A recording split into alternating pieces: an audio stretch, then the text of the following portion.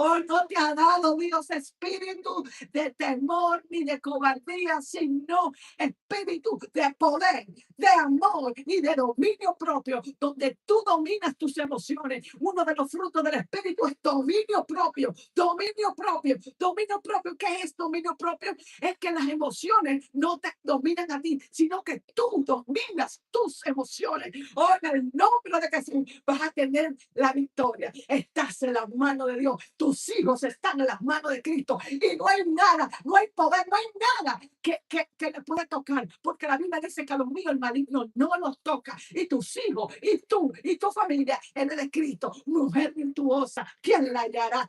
Eres una madre virtuosa. Oh, eres una madre que ha confiado en el Señor. Eres una madre que sabe que Dios respalda, que Dios oye tu clamor. Él oye tu clamor. Oh, no temas, porque lo que tú no has visto, si le sigues creyendo y esperando pacientemente, vas a ver la gloria de Dios sobre sus hijos, sobre tu esposo, sobre tu casa, o sobre toda tu familia. El Espíritu de Dios está sobre ti. Cristo está en tu vida, en tu corazón, porque el Padre envió el Espíritu de Cristo a tu corazón. Ahí Él está. Oh, ahí Él está. Gálatas 4:7. Él envió el Espíritu de Cristo a tu corazón que clama, Abba Padre. Aleluya. Así que eres virtuosa, mujer virtuosa. No temas que Cristo, el Espíritu Santo, esté en tu corazón. El Espíritu Santo está en ti. Porque óyeme bien, cuando Jesús se fue, le dijo: es necesario que yo me vaya para que venga el Consolador. El Espíritu Santo estará con vosotras todos los días hasta el día que yo vuelva de nuevo. El Espíritu Santo es que te va a dar poder. El Espíritu Santo te quita el miedo. El Espíritu Santo está en ti. No temas, mujer, no temas, porque tú tienes el poder de Dios, el poder del Espíritu Santo. Pero recibiréis poder cuando haya venido sobre vosotros el Espíritu Santo, sobre vosotros el Espíritu Santo. Así que tú tienes el Espíritu Santo. Nada es imposible para una mujer que tiene el Espíritu Santo en él y a Cristo Jesús. Aleluya. Sigue adorando a Dios. Aleluya. Oh, gracias al Señor. Felicidades a todas las madres. Una palabra de ánimo. El Señor la ha traído por de amada esposa. Recuerda que cuando el Espíritu Santo viene sobre una persona, cuando Cristo nace en una persona, después que Él te salvó, sigue viviendo aquí en la tierra. Y lo único que Dios quiere que tú hagas es que tú hables. Él dijo: y por todo el mundo y predicar. Eso es hablar. Lamentablemente muchas personas piensan que la mujer no puede hablar. Eso es un error bíblico, ¿sabes? Un error bíblico de gente que saben que son muy inteligentes para explicar la Trinidad y profecía y escatología, pero se hacen los brutos cuando tiene que ser, entienden de que el apóstol Pablo da instrucciones 2 veces de que no permito que la mujer hable. Está hablando a una iglesia que tiene un formato judío y tipo sinagoga. La persona tenía un desorden ahí y estaba corrigiendo, pero nosotros no estamos en formato judío. Y la palabra, ¿no? Nos enseña que somos ahora el pueblo de Dios, no como eh, Israel es pueblo de Dios. Israel es pueblo de Dios por una descendencia. Nosotros no somos pueblo de Dios por herencia carnal, porque descendamos de Abraham, Isaac, Jacob, las 12 tribus. Somos un pueblo de Dios porque hemos sido sumergidos, nos pusieron dentro de Cristo. Eso es, bautizados en Cristo. Bautizarse en Cristo no es bautizarse en las aguas. La Biblia habla de múltiples tipos de bautismo en la Biblia. Bautismo no siempre tiene que ver con agua. Jesús nos bautiza con el Espíritu Santo. Eso es sumergirse en el Espíritu. Y somos sumergidos en el cuerpo de Cristo. Y ahí no hay hombre ni mujer, ni judío, ni gentil. Bien. Y felicitamos a todas las madres. Ustedes tienen que aprender, las mujeres tienen que por lo menos enfocarse bien y aprender Biblia para que no se dejen intimidar, no para discutir, sino para que usted tenga esté del lado de la verdad. Eh, en la Biblia, madre tiene varios significados. Madre, el significado normal, que es la fémina que da a luz a un niño, una madre biológica, pero no todas las madres, no todas las mujeres que paren un muchacho son madre para ese muchacho. Madre verdadera no es la que pare, ¿no? Eh, es aquella que de verdad da vida. La madre amamanta, es la que desarrolla, la que crece, la que forma. Toda aquella que forma realmente la conciencia del niño es la madre. La madre es la que pasa más tiempo con el muchacho, el papá se va a buscar sustento para la familia. Si el mundo está lleno de hombres abusadores de mujeres y machistas, es porque las madres han criado hombres abusadores y machistas. Pregúntale quién crió a esos hombres. No fue un hombre, fueron mujeres. Eh, por eso es que tú tienes que venir a la palabra para que sepas bien cómo educarlos.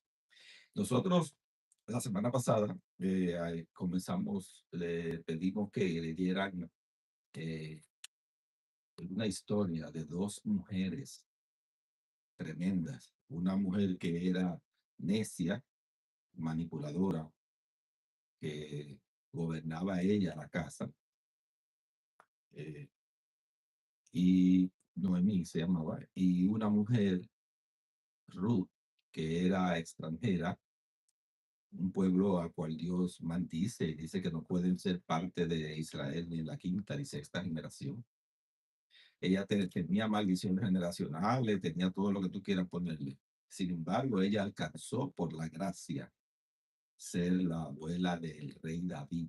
David, de donde viene la herencia del rey del Mesías. Tremendo, tremendo. Una de las bisabuelas, tatarabuela de Cristo. Tremendo eso. Y comenzamos a mirar eso en el libro de Ruth, porque estamos hablando de que tú tienes un sacerdocio una vez que Dios te salvó, como dice Apocalipsis capítulo 1, dice que Él nos amó y nos, vamos a ver por qué, Apocalipsis capítulo 1, como se lo leo, Él nos amó y nos lavó con su sangre y nos hizo reyes y sacerdotes para Dios, su Padre. Es decir, Apocalipsis capítulo 1, versículo 5. Leemos. Por la mitad dice, al que nos amó y nos lavó de nuestros pecados con su sangre y nos hizo reyes y sacerdotes para Dios, su Padre. A él sea gloria e imperio por los siglos de los siglos. Amén. A todos aquellos que el Señor amó y nos lavó de nuestros pecados, nos ha hecho reyes y sacerdotes. Y hemos estado hablando de qué es la parte sacerdotal, que es la parte de la vocación, la parte de rey, la parte administrativa. Eh, Luego nosotros vamos a hablar de eso, pero estamos hablando de la parte de que todo creyente, toda persona que ha sido lavada por la sangre de Cristo, Dios le ha hecho sacerdote. Y explicamos que, como que hay dos sacerdocios, que el sacerdocio primero, el más antiguo, no es el sacerdocio según el orden de Leví, ya que antes de que Leví existiera, vemos a Melquisedec, sacerdote del Dios Altísimo, y es a quien Abraham le da diezmos, no los diezmos de la ley, porque la ley todavía faltaban cientos y cientos de años para que apareciera. La ley viene después con Moisés. Era un 10% de la ganancia, él le dio de la ganancia de una guerra. Y en ese diezmo que Abraham le da a Melquisedec, no de su dinero y de su hacienda y de lo que era personal de él, no dio un solo centavo. Los diezmos que dio Abraham, no dio ni un solo centavo de lo que había en su cartera de él personal. Todo eso fue de el producto de la guerra. De la guerra no es el mismo concepto de diezmos que luego viene a darse en la ley. Importante que usted sepa eso porque a veces la religión se hace bruta voluntariamente. Hay muchas cosas que la gente que son muy inteligentes para explicar cuando le interesa y cuando no le conviene, se hacen los brutos. Pero nosotros te vamos a decir toda la verdad, porque para que una persona apoye la obra de Dios no hay que mentir ni torcer la escritura, hacer falsas expectativas. No hay necesidad de eso, es mejor con la verdad, la honestidad y la transparencia. Aunque eso nosotros hablamos aquí. Entonces, ahí vemos que había Jesús ahora, después Dios dice que por el Espíritu al salmista, tú eres Melquisedec, según el orden, tú eres sacerdote, según el orden de Melquisedec, a Jesús. Jesús es sacerdote, ¿ve? Pero Jesús no es sacerdote según el orden levítico. Por eso cuando él estaba enseñando en el templo, vuelvo a una aclaración de qué es el templo en la Biblia. No, Jesús nunca entró al templo per se, al edificio, nunca. Ahí solamente podían entrar los sacerdotes levitas. Y él no era sacerdote levita, él era de la tribu de Judá, no de Leví. Cuando dice que él estaba en el templo es porque se le llamaba templo al templo per se, los patios, las laderas de la colina, todo en conjunto se le llamaba templo. Y el templo mismo era un lugar que estaba eh, limitado para sacerdotes. Sacerdotes. Y el templo, una estructura pequeña, estaba dividido en dos, un lugar santo y un lugar santísimo. El lugar santo entraba solamente el sacerdote de oficio, ni siquiera no todos los levitas, y en el lugar santísimo entraba el sumo sacerdote una vez al año. Oye, ¿cómo era? Porque cuando tú oyes templo, piensas en templo de hoy, que es un auditorio donde se reúne la gente, y le llaman a eso templo. Cuando la Biblia habla de templo, no está hablando de eso. Tú sabes, están hablando, tú no estás entendiendo porque están hablando otro idioma. No tienes que detenerte a ver qué quiere decir la Biblia. Cuando Jesús estaba enseñando en el templo, se refiere a que él estaba en una parte de afuera del templo, que era parte del complejo. Y enseñarle al pueblo es una función, según Malaquías, se lee Malaquías, capítulo 3 y 4, que la función del sacerdote es enseñar al pueblo. Y él estaba enseñando, y por eso fue que lo acusaron y lo querían tomar como violador y usurpador de sacerdocio levítico y apedrearlo. Y le dijo, ¿con qué autoridad tú enseñas? Le preguntaron a él. Y él estaba tratando de que él con su boca se incriminara. Y él no podía decirles a ellos que él tenía autoridad sacerdotal para enseñarle al pueblo porque lo iban a matar. Eso él se aguantó y se lo dijo. Él es sacerdote, no según el linaje de la tribu de Leví, porque cuando Dios sacó el pueblo de Israel de Egipto a través de Moisés, Moisés es de la tribu de Leví, es un levita. Recuerdan para los nuevos que Abraham tuvo a Isaac, Isaac tuvo a Jacob, Jacob tuvo muchos hijos y esos, cada hijo se convirtió en una familia, 12 familias, cada familia en una tribu y uno de los hijos era Leví. Había otro hijo que se llamaba Judá y así había, el primero era Rubén. Había muchos, ahí estaban los nombres de las 12 tribus.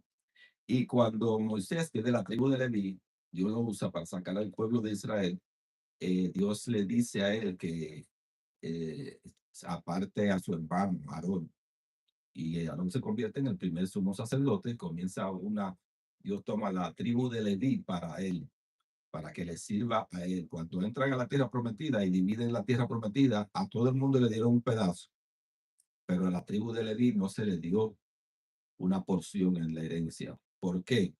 Porque la tribu de Leví que servía a Dios, su herencia y su porción era Jehová.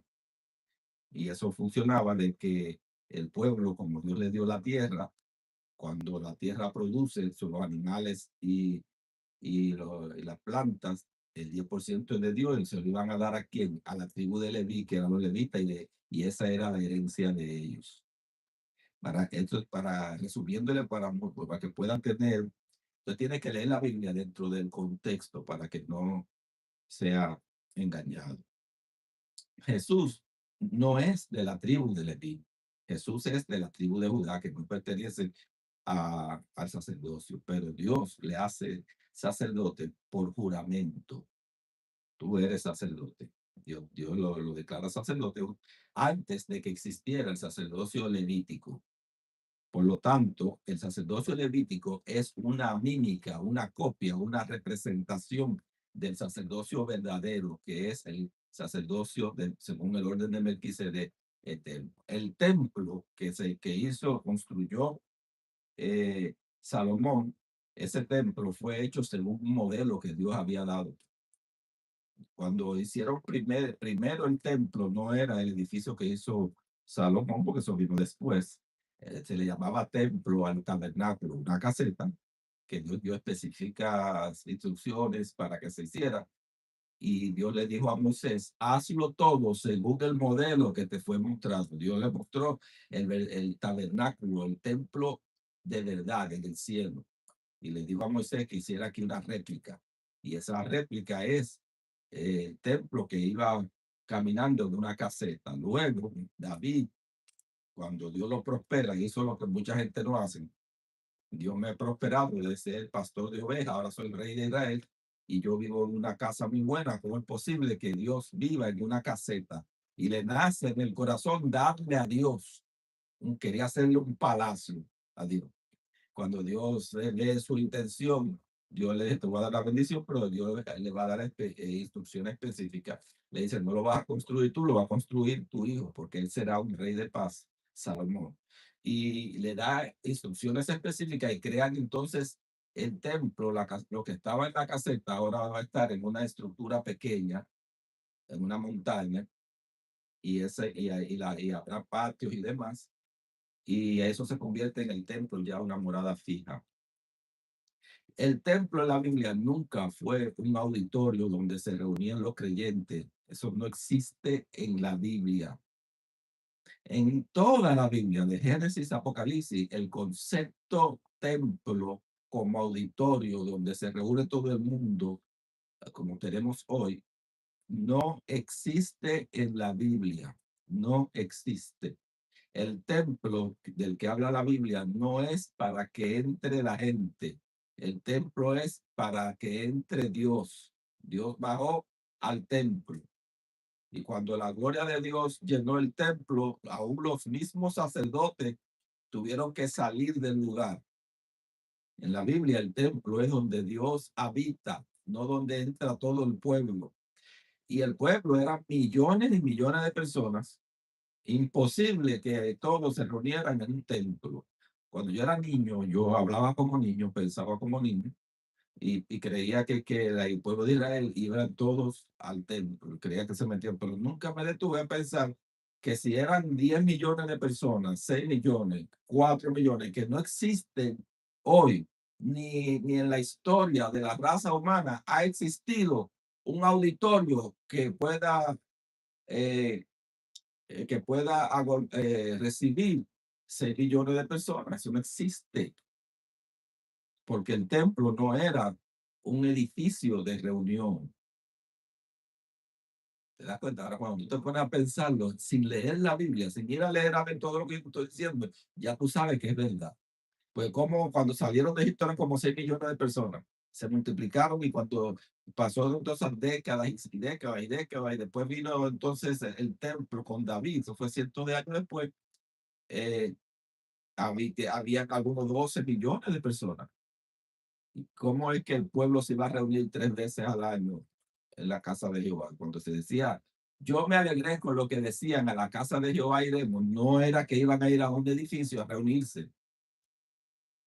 La religión manipula a la gente que leen y no entienden eso, que leen que Jesús estaba en el templo y creen que Jesús entró a un edificio así, una reunión. Él estaba era fuera de intemperie, y ahí sí era que se hablaba, una aclaración. Pero eso nosotros queremos que ustedes vayan aprendiendo todas estas cosas. Entonces, tú tienes ahora un llamamiento según el orden de Melquisedec en un sacerdocio. Tienes que aprender ese sacerdocio.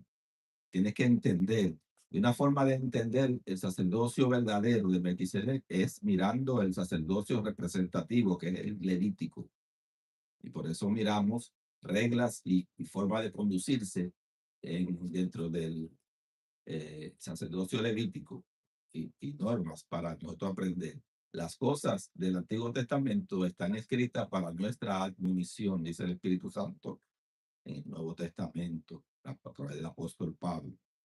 Y por eso comenzamos a mirar de Dios te salvó y ahora tú tienes un llamado, un sacerdocio que vas a servir a Dios, tú vas a cumplir una función dentro del plan de Dios. Tú eres parte de un cuerpo y siendo parte de un cuerpo, tú, como todo órgano en el cuerpo, cumple una función, da una contribución al cuerpo. El corazón, una máquina de impulsar, pompear la sangre. ¿Ve? Los riñones filtran la sangre. Los pulmones intercambian gases, capturan el oxígeno y liberan el dióxido de carbono, entre otras cosas. Y así cada órgano del cuerpo, la piel cubre, es el órgano más grande del cuerpo, es la piel. Y la estructura dura, que son los óseos, dan un sostenimiento. Dios te va a poner a ti en el cuerpo de Cristo y tú vas a hacer una función. Nadie elige qué es en el cuerpo, Dios le asigna. Tú eres un sacerdote según el orden de Melquisedec. Entonces hay un llamamiento general a todos los salvados. Entre los salvados, eh, que todos tienen esa función de hablar qué hizo Cristo contigo, ir por todo el mundo y predicar este evangelio. Esta buena, evangelio significa buena noticia. Yo, como pecador, la paga del pecado es muerte, iba rumbo al infierno. Y Cristo tomó mi sentencia. Yo me declaré pecador, culpable, me sentenciaron a muerte y Cristo tomó mi sentencia y murió en mi lugar. Y ahora lo que vivo, lo vivo en la vida de Cristo, del Cristo resucitado. Y ahora se me ha dado por gracia entrar al reino de los cielos. Soy hijo porque estoy por sustitución, tomo el lugar de Cristo.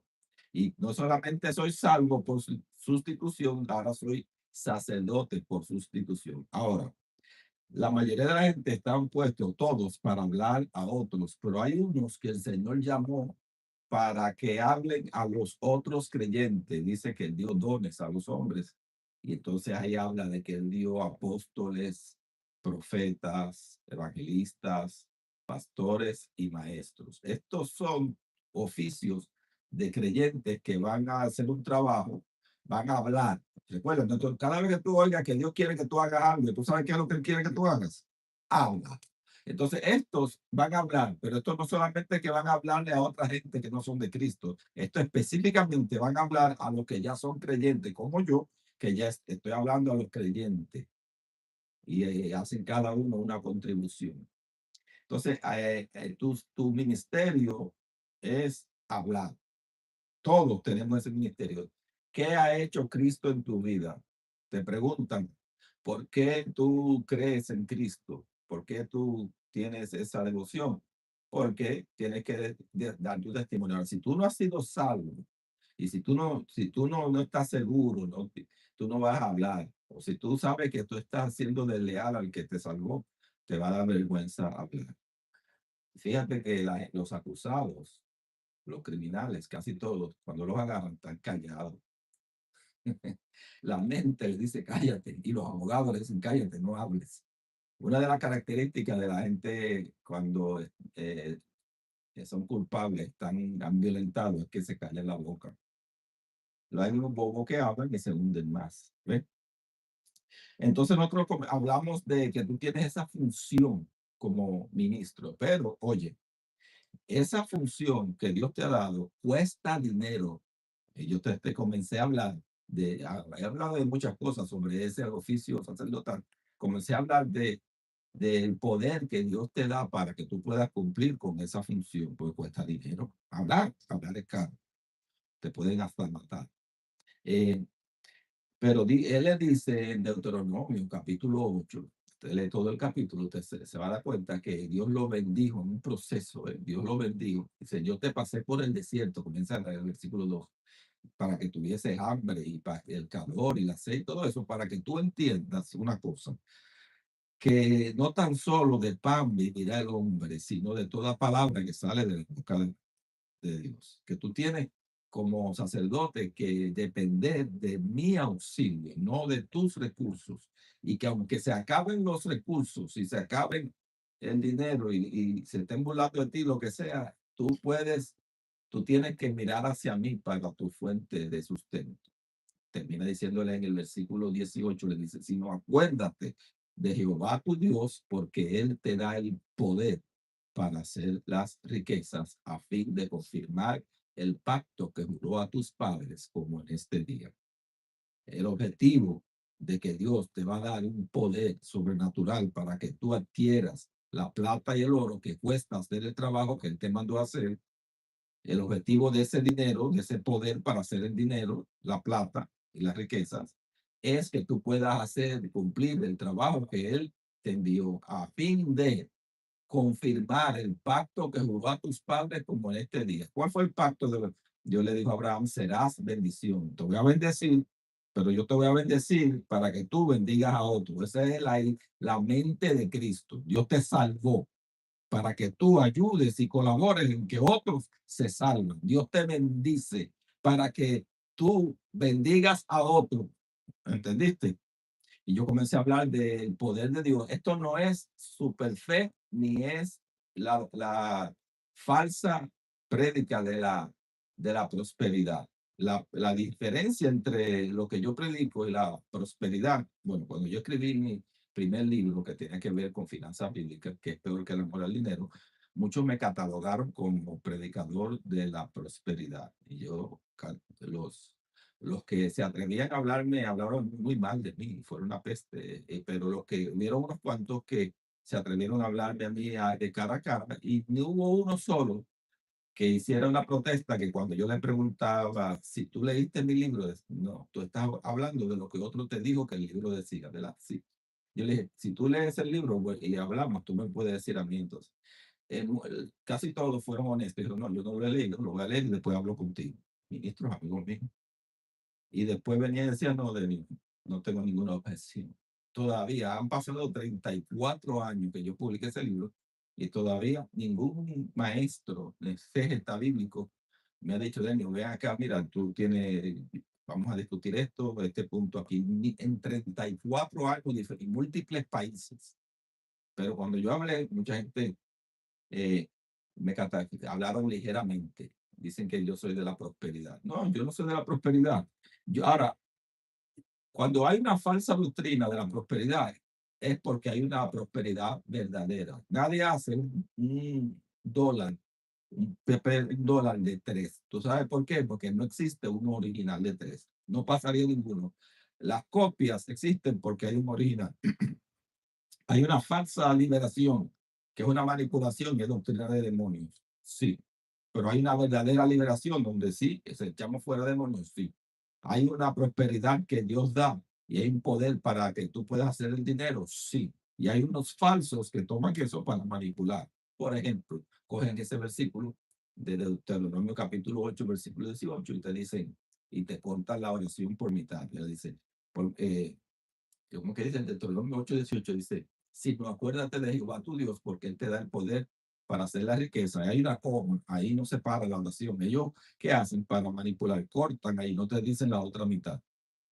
Una media verdad es peor que una mentira, porque se oye como verdad, pero no te dijeron la otra parte. Y lo que sigue es, dice, a fin de, tú ves, la prosperidad y el milagro de Dios viene conectado con un propósito de Dios, ¿eh? A fin de confirmar el pacto que juró a tus padres con este día. Cuando tú lo dices completo, ahí ya no hay super fe ni hay super prosperidad, ¿eh? Dios no te va a dar a ti el poder para hacer la riqueza, para financiar tu ego, tu yo, el deseo de los ojos, la gloria de la vida. Para eso es para que te pierdas.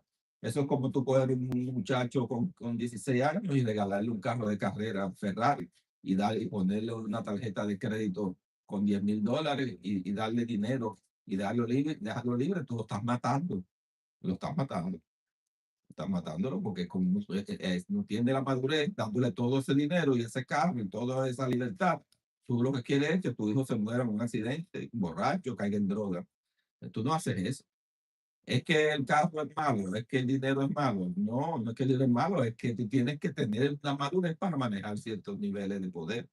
Eso es todo. Ok, yo estoy hablando ahora de un poder que tú tienes que tener cierto nivel para manejarlo, el poder que Dios te da para hacer el dinero. Hablamos del, yo le tengo que, como tenemos personas nuevas, yo fíjate que yo voy de lo general a lo particular, a lo específico. Hemos estado hablando de ese poder y hablamos la semana pasada de una ilustración del poder de Dios que toma a una persona que está completamente destruida, que no tiene esperanza, que está bajo maldición y cómo el poder de Dios lleva a esa persona a ser parte de la genealogía de Cristo. Wow, tremendo. Esa es la historia de esto. Bien. Ah, nosotros, déjame ver, son las 24. Yo voy a terminar. Yo le dije que leyera la historia de Ruth la semana pasada, pero la vamos a terminar hoy. Pero yo antes de eso, yo tengo que detenerme porque hay cosas que yo necesito oír para el mundo celebrando eh, las madres. Tú sabes que le voy a dar una asignación. ¿Dónde en la Biblia a Dios se presenta como madre o femenino? Búsquenlo a ver dónde se presenta. Hay algunos que no hablen ligeramente. Sí, no. Si usted no fue investigó, diga, no sé, lo investigaré. Esa es la única respuesta para que usted se gradúe como una persona madura en nuestra escuela, es que usted aprenda a decir, no sé, lo voy a investigar. Si usted aprende a decir eso, lo graduamos. Ya usted es un doctor ya. Usted es una persona confiable. Ahora, el que habla rápidamente en ningún lugar, así, así, así, así, usted todavía le falta mucho, está verde, está crudo. Tiene que venir todavía a aprender, ser humilde. Si usted no ha ido a buscar en toda la Biblia, usted tranquilo, usted busque, se lo voy a dejar de asignación. No es lo que usted se piensa o no sé, vaya y búsquelo para que vea. Eh, Otra cosa que quiero decirle, antes de que se me pase otro paréntesis ahí, recuerde que ni carne ni sangre le darán al reino de los cielos. ¿Recuerdan eso? En el cielo no hay carne ni sangre la, la, como la de nosotros. En el cielo no. En los ángeles, dice la Biblia, que son espíritus ministradores, no tienen sangre. Es imposible que un ángel preñe a una mujer. No tiene sangre, no tiene germen, no tiene espermatozoide, no tiene hormona, no tiene nada. Sí, eso no, es un invento, ¿sabes? De libros que no son del canon. Así que eso de que los ángeles preñaron a la mujer y salieron los gigantes es mentira, hermano. Eso, el único que puede, que tiene control de todo lo que las leyes de dar vida es Dios. Cuando un niño nace es porque Dios creó un alma en ese niño. Y el diablo no tiene poder. Los ángeles no tienen poder para crear almas humanas. ni almas híbridas. Nada más cuando tú pensar en eso, te das cuenta que hay algo raro en ese cuento. ¿Ve? Los hijos de Dios se refiere a la descendencia de Set y los hijos del hombre a la descendencia de Caín. ¿Ve? Hijos de Dios en la Biblia, tú vas a buscar qué significa. A veces se refiere a cierto tipo de hombre, a veces se refiere a ángeles, a veces se refiere a la creación. Bueno, entonces tú buscas en qué sentido, hijo de Dios, y ahí te vas a dar cuenta que no está diciendo que los ángeles se casaron con las mujeres. Eso viene de la tradición, de esas tradiciones hebraicas y cosas que terminan en brujería y cosas. Bueno, volviendo aquí, hablamos de, yo quiero que ustedes lleguen a un punto de confianza donde usted conozca a Dios por usted mismo. El apóstol Pablo dice, mi Dios os suplirá todas las cosas conforme a su riqueza de gloria. Porque él dice mi Dios. Cada persona tiene que llegar a un punto donde conoce a Dios personalmente, donde Dios no es una teoría.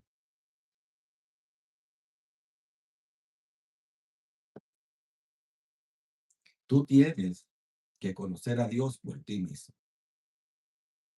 Cuando tú vienes, tú oyes la prédica y tú te mueves y vienes a Cristo. Al principio es como un niño, pero el niño cuando nace no conoce a su mamá ni a su papá. No sabe si esa cara de la enfermera es su mamá o si la del doctor es la de su papá. El niño reconoce a la madre y el padre con el tiempo, crecimiento, desarrollo, interacción. Así es el nuevo creyente. Tú vienes por pura fe, pero llega un momento donde Jesús ya no es una doctrina, no es una historia, donde tú conoces a Cristo por una experiencia personal, interna, donde dice la Biblia que nosotros vamos a conocer a Cristo de una forma experimental, interna. ¿Dónde dice eso? En Juan capítulo 14, versículo 21, Jesús dice que el que le ama, mi Padre le amará, yo le amaré, vendremos a él. Dice al final, me manifestaré a él. ¿Te das cuenta? Hay una manifestación interior donde tú llegas a un punto donde tú eres cristiano, no porque tú estás siguiendo una tradición, porque el pastor lo dijo, porque el predicador o porque lo leíste en este libro que está aquí, esa letra negra. No, tú tienes tu confianza en Cristo porque Cristo se ha hecho una realidad, una manifestación en tu vida. Eso el apóstol Juan le llama eso el testimonio interior, porque los que son hijos de Dios tienen el testimonio interior. El apóstol Pablo habla de que todos los que eh, se unieron con Dios recibieron un testimonio interior. ¿Eh? Eso sabía. Entonces tú tienes, ¿cómo tú vas a crecer en la fe y llegar al punto donde tú ya no estás siguiendo un cuento, una doctrina, una tradición, una religión de tus padres o lo que sea? No, tú estás siguiendo una persona o que se ha hecho real en ti. Yo quiero llevarte ahí, que tú llegues a esa transformación donde yo conozco a Dios. ¿Ve? Job pasó por problemas y tú sabes por qué él se pudo sostener y no se perdió como la mujer que le dijo, maldice a Dios y muérete, porque la diferencia es que Job tenía un conocimiento personal de Dios. Job dice en el capítulo 19, versículo 5, yo sé que mi Redentor vive y al fin se levantará sobre, y al fin se levantará sobre el polvo. Oye, se parece al apóstol Pablo. Mi Dios os suplirá. Yo quiero llevarte a que tú puedas decir mi Dios. ¿Y cómo lo vamos a lograr? Yo voy a explicar algo hoy aquí, que lo voy a dejar en las redes por una semana. Y después de una semana lo voy a quitar porque no quiero que eso se quede ahí. Eh, Otras personas pueden cogerlo para usos dañinos y mala interpretación. ¿Entendiste? Si usted vea que tomar apunte de esto porque lo ve y si quiere darle download o descargue el video, pero yo lo voy a quitar después de una semana esta explicación. ¿Cómo yo puedo llegar a ese conocimiento de transformación? Donde tú puedas decir, yo sé que mi Redentor vive. Yo sé, no me lo dijeron. No estoy creyendo una doctrina, una tradición. Es que yo personalmente sé. Para que tú puedas decir, como dice el apóstol Pablo, por el Espíritu Santo en Romanos capítulo 8, versículo 39, que dice, ni lo alto, ni lo profundo, ni ninguna otra cosa creada nos podrá separar del amor de Dios que es en Cristo Jesús, Señor nuestro. Cuando tú llegas a ese punto donde tú no vas a alejar a Dios porque, aunque te echen a los leones, aunque te vayan mal, y tú vas a ser fiel hasta la muerte. Llegar a ese punto, ¿cómo tú vas a ser transformado hasta ese punto? Mira, ¿y qué tiene que ver esto con lo que yo estoy hablando del poder de Dios que te da el dinero para hacer el sacerdocio? Te voy a decir por qué. Porque el poder de Dios comienza con tu dar. La práctica del dar es el ABC, el inicio de el desarrollo de tu experiencia con Dios. Importante esto, oye. Las personas que no hacen la práctica de dar a Dios se estancan, no crecen como niños, porque el dar es algo material. Y cuando tú vienes a Cristo, tú no tienes espiritualidad, tú vienes con una mente del mundo y tienes Dios que tratar contigo con cosas tangibles. Tu dar es la forma número uno en que tú comienzas a entrar a una espiritualidad y una percepción. La práctica del dar y recibir es la puerta de entrada a este proceso de ser transformado y conocer a Dios por ti mismo. Tú das por guía del Espíritu, observas las ocurrencias recompensadoras que ocurren en tu vida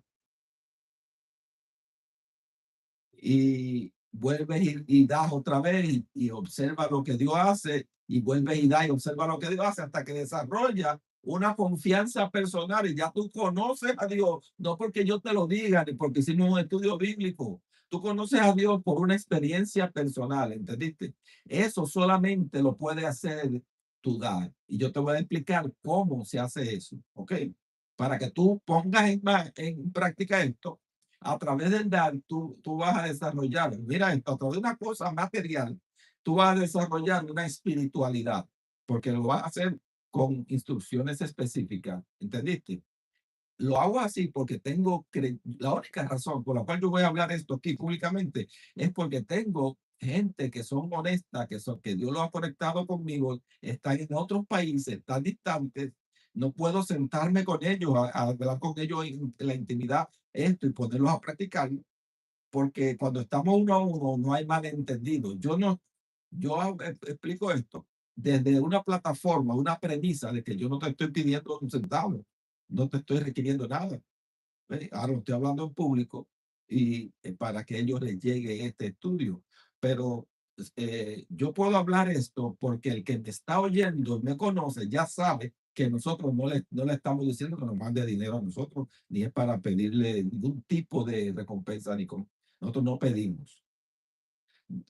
Nos dan ofrendas, sí, nosotros nos dan ofrendas y algunos le ponen nombre de diezmo y cosas, porque cuando veo que le ponen nombre de diezmo, dicen que no saben mucha Biblia, ¿ve? Pero de qué le voy enseñando la palabra. ¿Ve? Mira, este procedimiento, yo quiero que tú lo pongas así. Un ejercicio para tú desarrollar y llegar al punto donde tú veas a Dios obrando en tu vida y comiences ese careo con Dios. Número uno, tú vas a poner número uno. Tú vas número uno, tú vas a poner ahí, ¿qué tú vas a hacer? Voy a tomar un tiempo específico de oración. Voy a tomar un tiempo específico de estudio, orar, estudiar, corroborar lo que Dios ha dicho, ver, tratar de agarrar a Dios en su promesa. Una vez que tú entiendes claramente que en la Biblia Dios ha prometido algo, ya tú tienes algo sólido en tus manos. Tienes que orar para que Dios te revele, estudiar la palabra Entender qué es aquello a lo cual Dios se comprometió a actuar. Tú tienes que identificarlo. ¿Eh? Para entonces tú provocar a Dios, tú te vas a provocar a que Dios se mueva en tu vida. ¿Cómo tú provocas a que Dios se mueva en tu vida? Por eso estudiamos Ruth, cómo provocó Ruth en el libro, en el libro de Ruth, cómo ella provocó a que Dios se moviera en su vida cuando ella no era ni siquiera del pueblo, era extranjera. Porque ahí vemos que le dio prioridad a Dios, puso una entrega total. Tú tienes que decir, como dijo Ruth, la moabita, tu pueblo será mi pueblo, tu Dios será mi Dios. Yo me estoy entregado a este Dios hasta la muerte. Tú tienes que tener esa decisión. Esa decisión que la vemos también en Job. Dice, aunque me matare, yo en él confiaré. Wow, tremendo. Es lo que Cristo dice en Apocalipsis capítulo 2. Él escribe, dice, escríbele al pastor allá de Esmirna y le dile, sé fiel, capítulo 2, versículo 10, dice, al final, sé fiel hasta la muerte y yo te daré la corona de la vida. Lo que atrae a Dios es una mente decidida. Y vemos en Ruth una mente decidida. Hicimos un contraste con Noemí, una mente que va por lo que le conviene. Pero yo te estoy hablando, tú tienes que ir a orar hasta que tú tomes la decisión firme, te decidas a que tú vas a creerle a Dios y vas a estar a caminar este camino hasta la muerte. Y eso hace que Dios se mueva y comiencen a ocurrir milagros en tu vida. Entonces, número uno, yo tengo que orar y estar en la presencia del Señor. Hay un punto en el cual tú sabes que Dios está involucrado con tu persona, aunque no sabes cómo tienes esa seguridad. Es la obra del Espíritu Santo en ti. Tú vas a llegar a un punto en que tú estás orando y estudiando la palabra, en que tú sabes, hay algo que tú sabes, una convicción interna, no sabes cómo llegó, pero es la obra del Espíritu Santo. Tú tienes que orar y estudiar la palabra ahí, a ese punto. Segundo, tú vas a pedirle al Espíritu Santo que te dé guía. ¿Por qué? Tú vas a tomar todo esto en preparación para un dar. Señor, guíame. Porque los que son guiados por el Espíritu, estos son hijos de Dios, Romanos capítulo 8, versículo 14. Somos guiados por el Espíritu. Tú tienes que esperar al Señor y entonces tú vas a esperar. Y Dios te va, ¿qué va a hacer el Espíritu Santo? Te va a poner, te va a surgir un número de lo que tú vas a dar, una cantidad. Tú lo vas a escribir. No vas a oír una voz del cielo, no.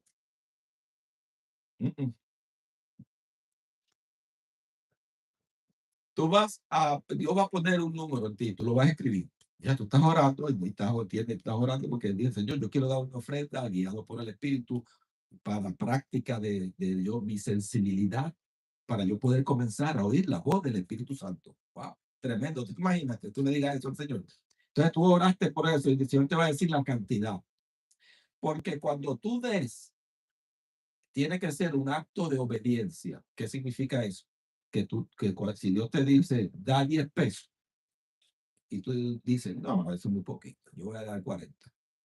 Cuando tú diste los 40, tú perdiste tu dinero, porque dar 40 no es un acto de obediencia. Dios te dijo, da 10. Si Dios te dice, da 10 y tú das 9, tú perdiste tu tiempo y no vas a tener un resultado espiritual. ¿Por qué? Porque ese ofrendar no es un acto de obediencia. Acto de obediencia, importante, estamos hablando del número 2. Por eso tiene que decir, Señor, guíame. Y cuando te da eso, tú vas a agarrar esa cantidad que Dios te da. Tú no vas a ponerle más ni menos.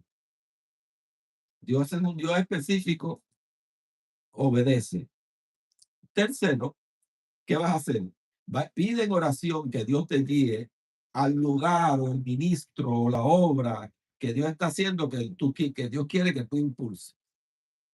Tienes que detenerte todo esto. Ya Dios te dio la cantidad, ya ahora estás listo, estás emocionado y oraste, pero ahora aguanta, dile Espíritu Santo, ¿a dónde? La Biblia llama a tu dar semillas, porque Él quiere que tú aprendas algo del campo. Las semillas, no todas, las semillas no se pueden sembrar en cualquier terreno. Las semillas se siembra en el terreno apropiado. Tú tienes que ser guiado. ¿Dónde lo vas a dar? ¿A quién? El Espíritu Santo te va a guiar. La semilla está afectada por la localización de su siembra. ¿No entiendes eso? 4. Tú lo estás apuntando porque tú vas a poner eso en práctica. El Señor te va a decir a dónde lo doy. El Señor te va a guiar. Te va a guiar. La única parte donde ya Dios te ha guiado en la Biblia que tú tienes que dar el dinero, hay una sola ocasión donde Dios especifica ciertas ofrendas que tiene que dar, es al que te enseña la palabra. Dice, hacer partícipe de todo bien aquellos que os enseñan. El único. Hay 5 grandes ministerios y el Señor especifica al que te enseña. Pero Dios te va a guiar, todo el Espíritu Santo. Fíjate que esto no es manipulación. Aquí no hay música ni nada. No hay danzarina ubicándote. No, esto es Biblia y te estoy dando una enseñanza. Pide en oración. 4, toma esa ofrenda, ya tienes todo, ya sabes para dónde va. Antes de hacerlo, el número 4 va a escribir ahí. Toma esa ofrenda y sal a caminar o haz como, si no puedes salir a caminar, haz como hizo Eliseo. Esto es una práctica bíblica. Tú vas a poner esa ofrenda en tus manos. Dice, yo ya estoy listo, he orado. Ahora tú vas a tomar eso como hizo Eliseo. En Segunda de Reyes, en el capítulo 4, versículo 33, tú vas a leer, ahí está la historia de cómo murió un niño. Y Eliseo fue donde estaba el cadáver del niño. Y dice, entrando él entonces, cerró la puerta tras ambos, a mamá y el sirviente de él cerró. Y oró a Jehová. ¿A quién dejó él fuera? Dejó a la madre y dejó al sirviente de él. Cuando tú entras en la intimidad del Señor, tú tienes que dejar tu lealtad afuera a los más queridos. Tú tienes que entrar en una intimidad. Dice que él oró. Esa es la parte que ya hablamos, ¿eh? Dice luego el versículo 35, dice, volviendo luego, se paseó por la casa a una y otra parte. Oye lo que hizo. Se paseó por la casa para allá y para acá. A una y otra parte. Para allá y para acá. Un profeta vio la gloria de Dios y veía cómo se movía la gloria de Dios. Hay algo en ese mover. Tú vas a coger esa ofrenda y si tú no puedes salir a la calle, tú vas a comenzar en tu casa y vas a ir para allá y para acá. Vas a agarrar esa ofrenda y o vas a hacer la cámara y vas a decir, Señor, aquí estoy, Padre Santo. Estoy desarrollando, Padre Santo, que tú me desarrolles mi oído. Abre mis oídos espirituales, abre mis ojos espirituales. Comunícate conmigo, aquí estoy. Y ese hombre comenzó para atrás y para adelante, caminando, caminando. Y dice, y después le surgió una idea loca, porque el Señor te va a dar una idea loca. Y le surgió una idea loca, dice, y después subió y se tendió sobre él nuevamente. Y el niño estornudó 7 veces y abrió sus ojos. Resucitó el muchacho. Oh, tú tienes peticiones que hacer. Tú tienes hijos que están muertos en la droga, en el alcohol, en una mala mujer, en una muchacha con un mal hombre. ¿Qué vas a hacer? Oh, tú tienes que tomar tu ofrenda, ir a te estoy enseñando cómo entrar en la presencia del Señor. Tremendo eso, cuando tú entras en la presencia del Señor. Cuando tú vayas para allá y para acá con esa ofrenda, tú vas a prestar atención a aquello, sensibilidad que el Espíritu Santo pone en tu corazón. Cuando tú vayas para caminando con esa ofrenda hacia ese lugar donde la vas a dar, presta atención a la sensibilidad del Espíritu. Si tú vas caminando y sientes que el corazón se te aprieta, es que Dios no quiere que dejes esa ofrenda ahí. Si está dándolo todo donde Dios quiere que tú lo des, tú vas a sentir como una alegría, una liviandad, vas a percibir una afirmación del Espíritu Santo, vas a sentir un optimismo. No vas a oír una voz del cielo, ni se va a aparecer un ángel a decirte una revelación y vas a caer en el piso a vomitar. Eso es mentira, eso es manipulación. Yo te estoy enseñando cómo Dios el Espíritu Santo en ti, tú tienes que aprender a identificarlo para que tú puedas ir desarrollando esa espiritualidad que vas a necesitar.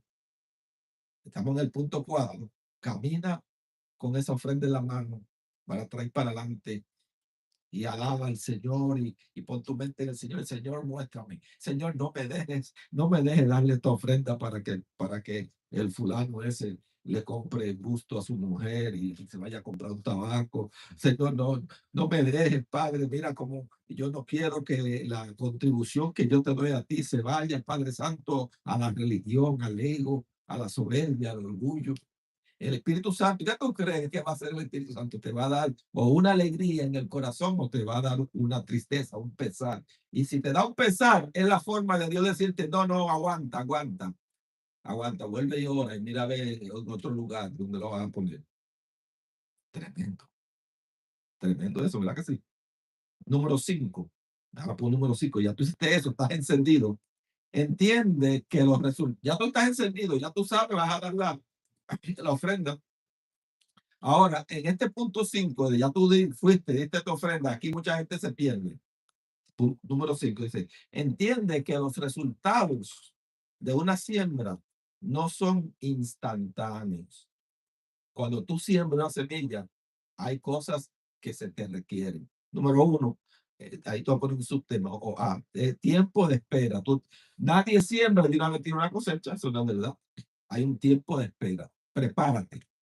Tu expectativa sabe que va a haber un tiempo de espera. Segundo, hay un mantenimiento. Nadie siembra y se va y se olvida. No. ¿Qué hacen? De hiervan, abonan, podan. Pues, todo eso. Hay un trabajo.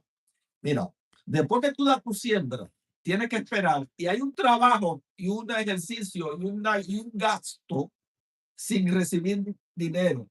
El que sembró una semilla, sí, y después tiene que pagarle a los empleados para que le hierven, pagar para que traten con los parásitos, con los depredadores, tiene que pagar para evitar que los ladrones entren y se roben, tiene que pagar la poda, pagar el recogido, pagar el movido, pagar que vengan segadores.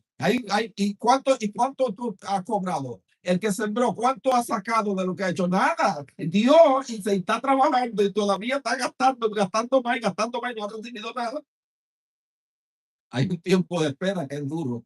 Por eso que dice la Biblia, irán andando y llorando los que llevan la preciosa semilla.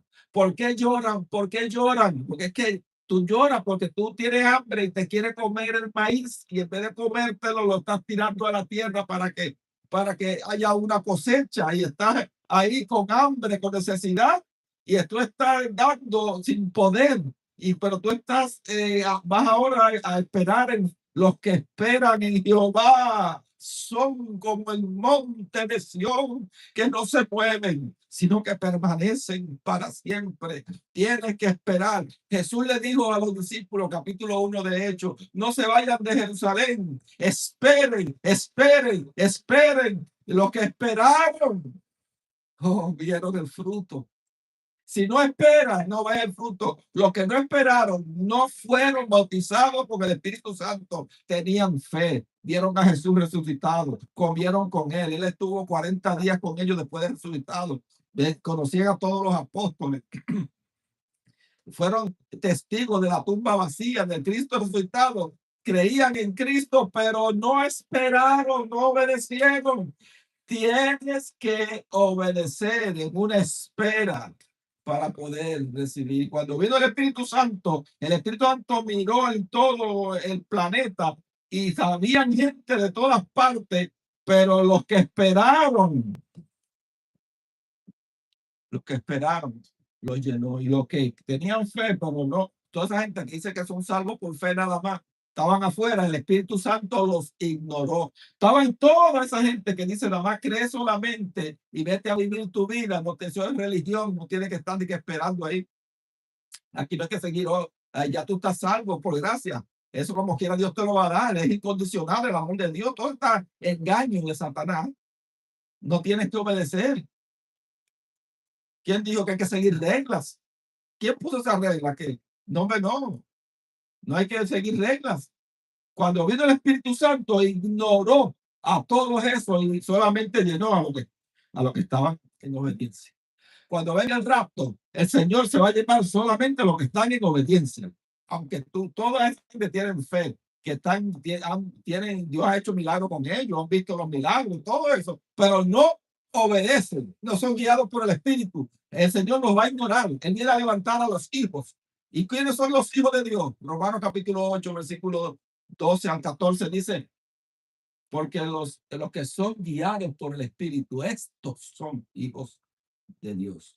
Estos, tremendo. La espera es importante. Usted tiene que esperar, tiene que darle mantenimiento. Otra cosa que tú quiero que ponga bajo ese punto 5 es que cuando Dios le llama a tu dar, le llama a semilla, te está queriendo decir unas cuantas verdades. Aquí es donde yo he perdido muchos estudiantes que no quieren admitir esto. Dios le llama a tu dar semilla. ¿Y qué te está diciendo cuando Dios llama a tu dar semilla? Te está diciendo que los resultados son como las cosechas, que es por temporada. Dios paga, Dios bendice por cosechas. Las cosechas son temporadas. El sembrador comienza a hacer semillero, de semillero a limpiar, a preparar el terreno, despedregar, abonar, después sembrar, después de hierbar, después ponerlo insecticida, después podar, después colectar. Todo es un gasto, gasto, gasto, gasto. Y tú estás gastando sin ver que Dios te dé nada, porque Dios te lo va a dar todo en un día.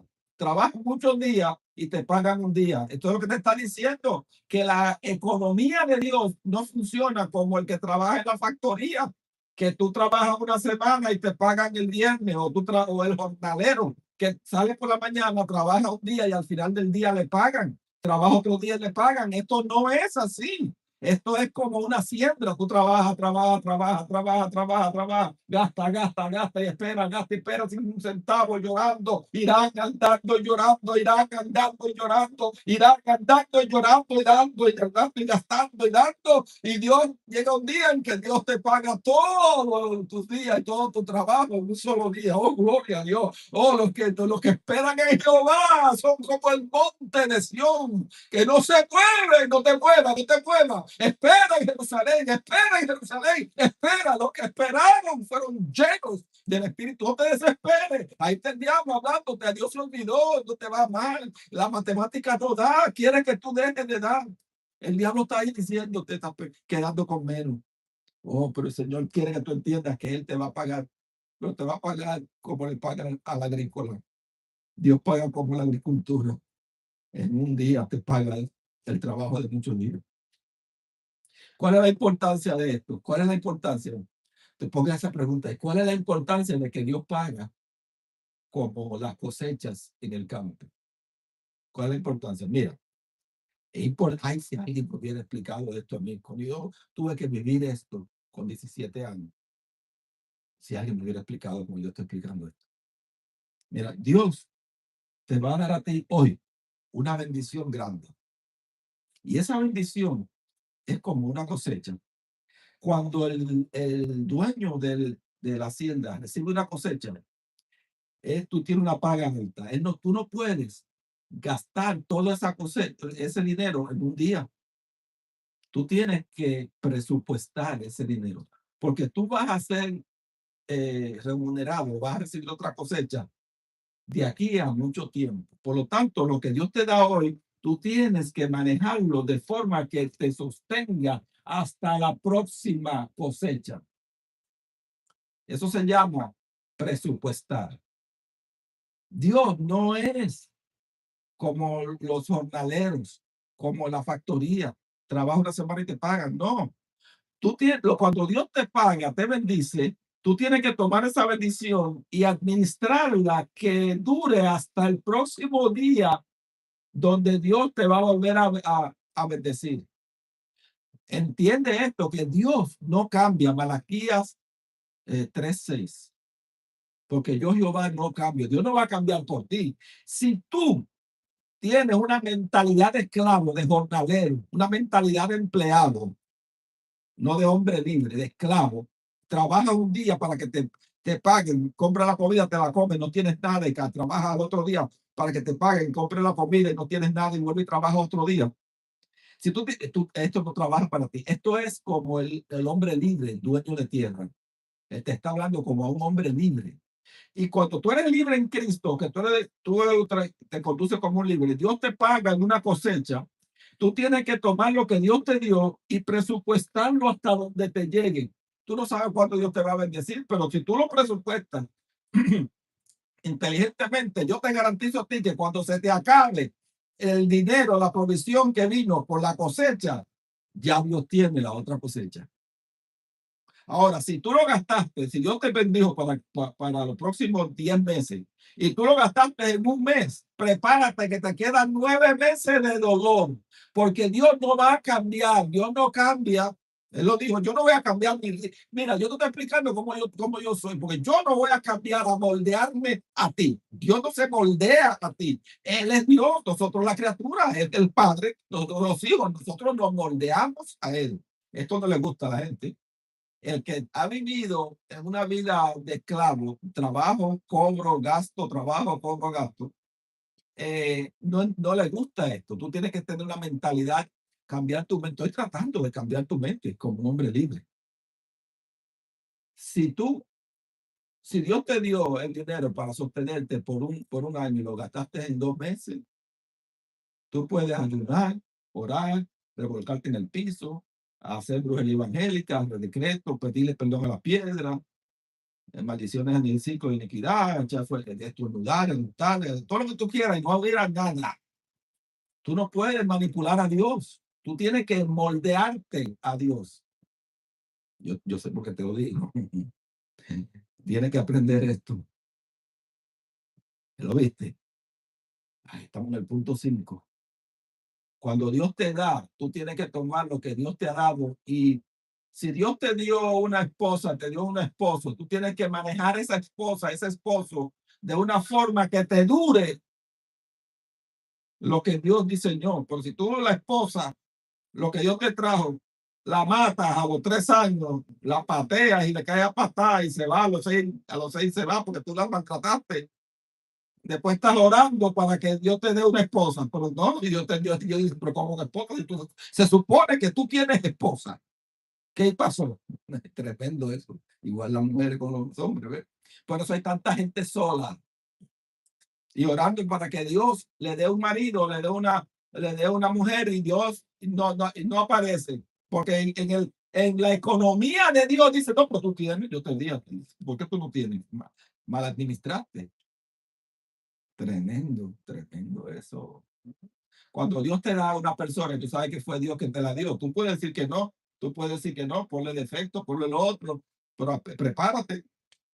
Tú puedes ayunar, brincar, decretar, hacer todo lo que tú quieras con la brujería evangélica. Y de parte de Dios no vas a recibir, vas a tener que coger una dalila. Vas a tener que coger una dalila. Y ya tú sabes que te van a cortar las que dejas. Wow, tremendo eso.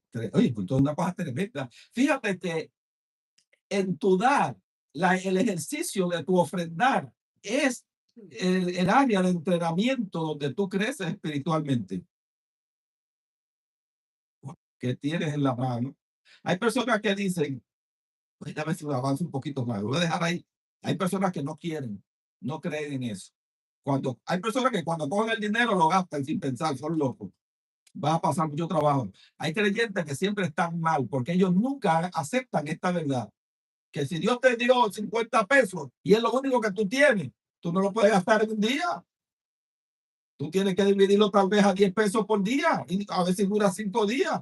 Porque a lo mejor la bendición de Dios está en el día 5, pues tú te lo cogiste y lo gastaste en 5 minutos. Prepárate, que tú vas a pasar 5 días de trabajo. Esto está fácil, ¿verdad que sí? Tú sabes que la gente, esto me combaten. Tú sabes que los nuevos creyentes, hay un grupo grande que me combate mucho, ¿no? A veces dicen que sí y van y hacen lo que da la gana. Y tú lo ves que están mal, mal, mal, mal, mal. Y después se quieren sentir mal con Dios, como que Dios falló. Mire, yo le voy a decir una cosa. Cuando usted ve a un creyente poniendo como que Dios, haciéndose la víctima y que yo soy cristiano y que mira por qué me llegó esto y por qué estoy sufriendo esto, es un mentiroso, un manipulador. Dios es fiel. Dios cumple. Son ellos unos charlatanes. Son ellos que son rebeldes. Nunca la falta es de Dios, hermano. Yo le estoy explicando para que tú sepas. Bueno, Dios te va a pagar. Tú tienes que presupuestar y valorizar lo que Dios te ha dado. ¿Entendiste? Importante, número 6, ya para del 5. La número 6 es la promesa de Dios es suplir lo que necesitas para cumplir. Aquí viene donde esto no se convierte en super fe ni nada de eso. Dios te promete a ti que Él te va a dar plata y oro, pero es para que tú cumplas el trabajo que Él te ha prometido. No es para que tú cumplas tu ego, la soberbia, la arrogancia, el orgullo, para menospreciar al otro. No es para los deseos de la carne, la vanagloria de la vida, los apetitos de la carne. Dios no te va a dar un poder sobrenatural para hacer la riqueza, para que tú manifiestes tu carne. No, Él te lo da es para que tú hagas un trabajo. Y si el trabajo tuyo es, por ejemplo, ir 2 esquinas, ayudar a una persona inválida que Dios te ha mandado ahí, ese es tu trabajo, de ayudar a esa persona. Dios no te va a dar $1 millón y una isla privada con un avión jet. Si te da eso, tú dejas de hacer aquello para lo cual Dios te asignó.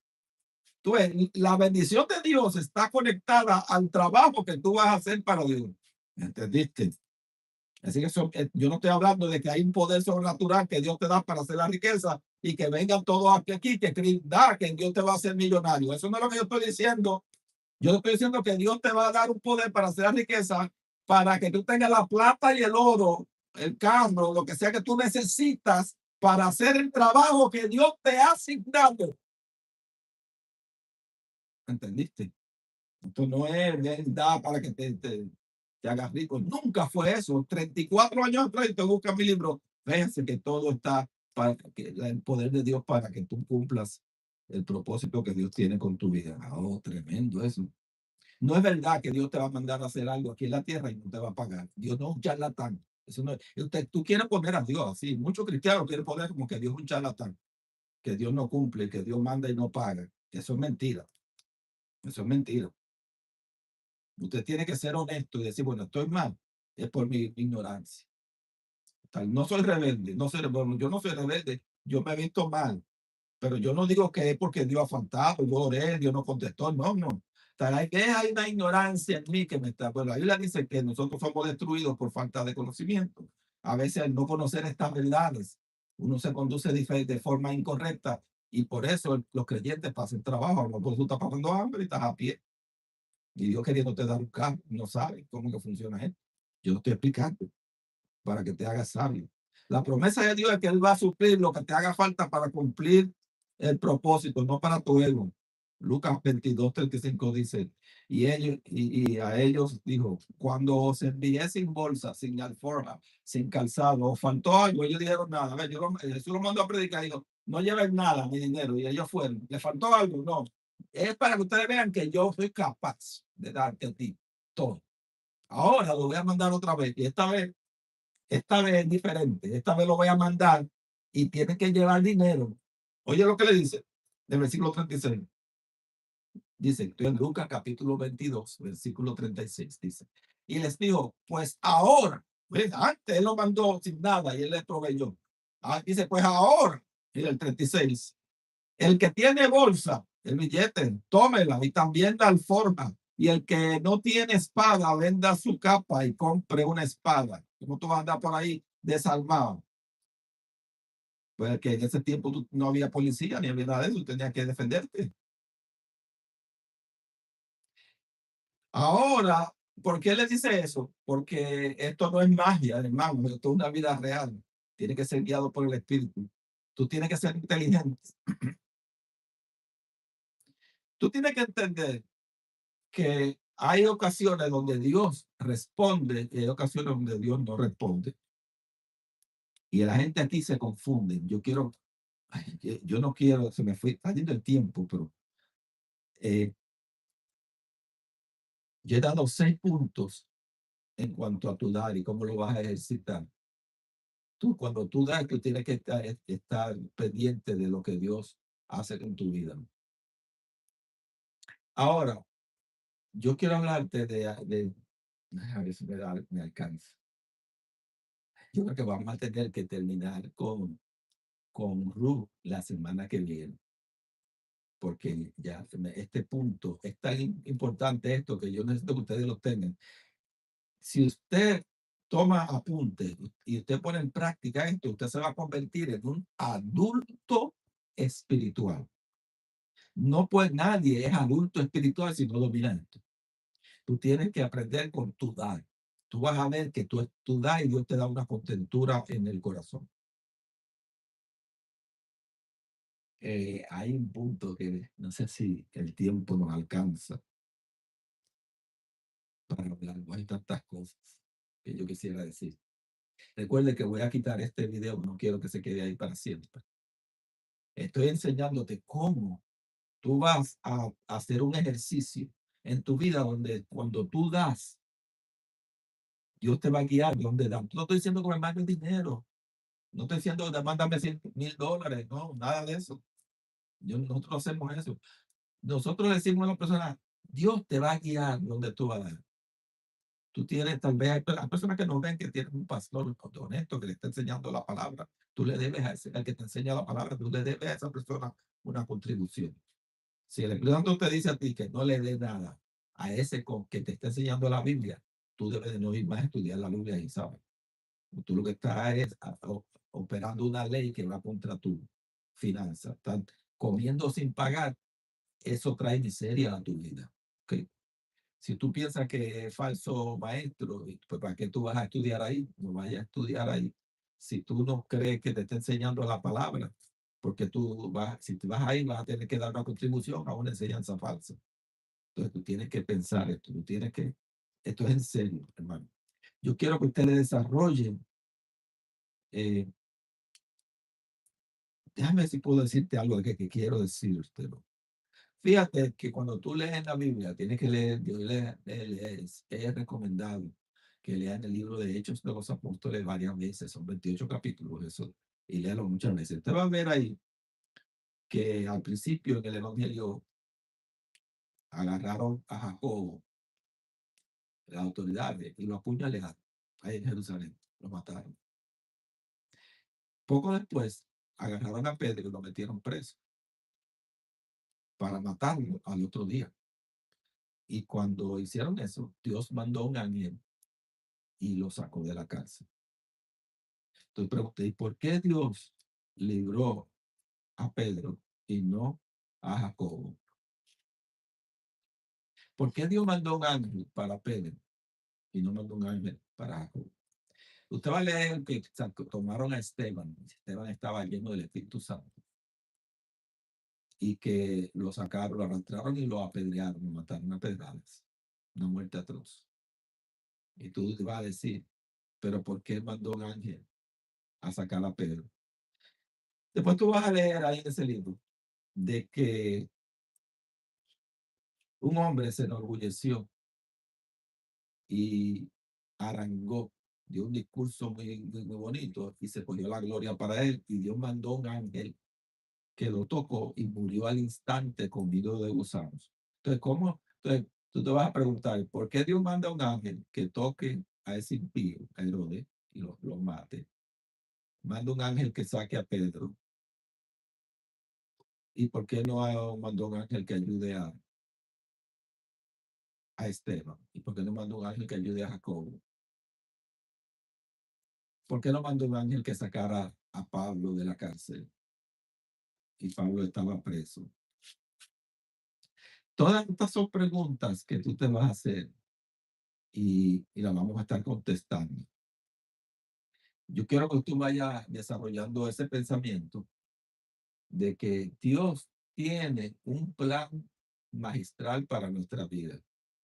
Cuando tomaron preso a Juan el Bautista, Jesús no pidió al Padre que mandara un ángel y lo sacaran. En poco tiempo lo sacaron y le cortaron la cabeza. Juan no tenía maldiciones generacionales, no tenía pecado ni nada, el hombre santo. Porque ahora hay veces que Dios te va a librar de una calamidad y hay veces que no. Es importante que tú pienses estas cosas. Es necesario a veces que nosotros parezcamos porque hay un plan magistral. En, nosotros somos actores en una gran novela o película. Y Dios nos ha asignado un papel, un libreto que desempeñar. Y cuando se acaba nuestro tiempo aquí en la tierra, nos vamos. Yo voy a explicar eso un poquito a la semana que viene. Y quiero que ustedes vayan pensando en todo eso. ¿Por qué Él ha prometido librarte de todo? Sin embargo, cuando Saulo de Tarso se convirtió, que Jesús se le aparece camino a Damasco, después el Señor se le aparece a Ananías y le dice, ve para que ore por Saulo de Tarso, que está allí con hambre, ciego, en una casa ajena, desempleado, denigrado, está allí, y está orando. Y le dice en Hechos capítulo 9, versículo 16, dice, porque yo le mostraré cuánto le es necesario padecer por mi nombre. ¿Por qué le era necesario a Saulo de Tarso pasar por naufragio, azotado, cárcel, amenaza de muerte, complot para asesinarlo? ¿Por qué era necesario que él pasara todas esas cosas? Él dice, Hechos 9:16, porque yo le mostraré cuánto le es necesario padecer por mi nombre. ¿Por qué cuando el apóstol Pablo sale en su viaje evangelístico y va y le habla a los creyentes, después se le vuelve a dar una palabra de firmeza en Hechos capítulo 14, versículo 22, Hechos 14, 22, dice, que se le volvieron y dice, confirmando los ánimos de los discípulos, toda gente cristiana, exhortándoles a que permaneciesen en la fe. Pablo no era de la doctrina de creer solamente y vete que ya tú estás predestinado. Y le dicen, exhortándoles a que permaneciesen en la fe y diciéndoles, es necesario que a través de muchas tribulaciones entremos en el reino de Dios. Por si ya él pagó todo la cruz del Calvario, dicen, confunden una cosa con otra y mezclan salvación. El creyente, hay cosas que va a padecer. Por eso es el Cristo resucitado le escribe, le dice a Juan en la isla de Patmos, escríbele al pastor de la iglesia allá en Esmirna y dile, no temas en nada lo que vas a padecer, que van a echar a un cuanto de ustedes en la cárcel por 7 días. Hay unos hombres allí que están planificando, se le dan, y termina diciéndole, sé fiel hasta la muerte y yo te daré la corona de la vida. Yo te estoy hablando de un evangelio real, crudo, auténtico. No te estoy diciendo esto es magia. Ven, trae tu dinero que Dios te va a hacer millonario. Eso no es lo que estoy diciendo aquí. Eso es manipulación. Pacta. No. Tú tienes que ser guiado por el Espíritu. Yo no estoy prometiendo que porque tú dejas una ofrenda, todo te va a ir color de rosa. Eso sería mentir. Ese es el evangelio que yo traigo esto aquí, que aquí me dijo, porque el evangelio falso de ven que Dios es como un genio, que tú lo frotas, sale y te da 3 deseos. Eso es mentira. Yo estoy hablando del evangelio real. Tú vas a desempeñar una función, un papel, y cuando se acabe tu papel, te fuiste, se acabó. Yo necesito que ustedes vayan pensando en estas cosas. Ustedes deben de ir a orar. Ustedes ya leyeron el Ruth y vamos a hablar todas estas cosas. Tengo muchas cosas que quiero enseñarles, pero yo quiero hoy que ustedes entiendan la metodología de cómo usted va a ir buscando a Dios en su intimidad. Usted está en su oración, ponga una himno de adoración. Ahí, alabes que pase un tiempo. Si tú no tienes tiempo, levántate a las 3 de la mañana. Yo recuerdo cuando yo estudiaba 3 carreras al mismo tiempo. Biología, química, eh, hacía una premédica eh, y una humanismo, filosofía. Yo llevaba todas esas cosas juntas. Cogía clases de una carrera y de otra al mismo tiempo, como si fueran las dos. Y aún en ese tiempo, que yo no se ponía la cosa apretada, yo siempre sacaba tiempo. A veces tenía que tirarme de la cama con sueño. Me arrastraba de rodillas, salía y ponía a orar, a buscar mi tiempo en el Señor. Tienes que meterte así, pon la música cristiana de adoración ahí, alaba al Señor, está en la presencia del Señor. Dile, Señor, no me dejes vivir una doctrina, una tradición, hasta defendiendo un nombre de instituciones religiosas. Señor, yo quiero conocerte personalmente, yo quiero el testimonio interior. Y eso, la práctica del dar te va a ayudar. Escríbelo si tienes dificultades y escribe, copia todo esto porque esto será deleted, será borrado en breve. ¿Está bien? Vamos, yo quiero que ustedes, el Día de las Madres, el mundo celebra muchos días, muchas distracciones, hermano. Está bien reconocer a las personas, la Biblia dice ser agradecido y hay que ser agradecido con las madres. Y a darle al César lo que es del César y a Dios lo que es de Dios. Pero yo estoy aquí tan preocupado, más enfocado en tu destino eterno, en que te salves, en que tú llegues a un punto donde tú seas un adulto espiritual, donde tú conoces a Dios por ti mismo, donde tú no sigues una religión, un grupo, un nombre, una doctrina, donde tú conoces a Dios, donde Dios te habla, donde cuando viene la apostasía y si el pastor se fue con la secretaria o se fue con el líder del parqueo, eso no te afecta a ti, porque tú conoces a Dios por ti mismo. Vamos a orar. Padre, yo les he hablado tu palabra. Yo lo he traído a que conozcan a Cristo. Ellos van a tomar tu palabra, que tú has dicho, dad y se os dará medida buena y apretada. Y ellos van a tomar esa promesa y ellos van a orar para dar en fe, para dar con la expectativa de que van a recibir algo, porque fe es la certeza de lo que se espera y la convicción de lo que no se ve. Ellos van a dar en obediencia porque tú bendices la obediencia y castigas la desobediencia. Ellos van a dar, Padre, donde tú le dices, porque ellos están pensando, Padre, que es una cosecha como tú has llamado a su ofrendar, lo ha llamado semilla.